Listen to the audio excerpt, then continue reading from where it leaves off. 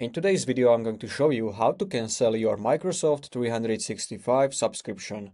So it works same for if you have personal, family, or basic plan. And firstly, what we have to do, we want to search for Microsoft 365 in our browser. And now you can either go to office.com or you can go to microsoft.com. So I'm going to go to microsoft.com and I'm going to show it to you from here.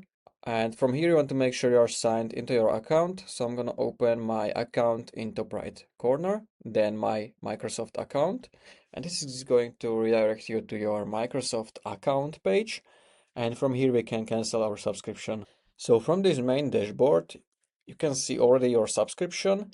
And you can also find it if you click on subscriptions. You can see that I have this Microsoft 365 personal. It's 10 euros per month. And to cancel it, we have to click on manage next to it. From here, you can turn off recurring billing, or to cancel it, just click on cancel subscription. And make sure you know you may lose edit access to your files and more. So you lose access to AI-powered experiences in productivity apps like Word, PowerPoint, Excel, Outlook. So they are giving me an offer to get 2 months for free. Or if you want to still cancel it, you just have to scroll to bottom and click on this blue cancel subscription.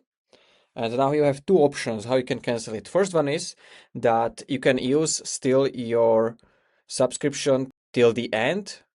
So like next date when you should be charged, but you are not going to be charged and you can still use your subscription till that day. Or you can click on today and the subscription will be end immediately and you should get a refund of your price.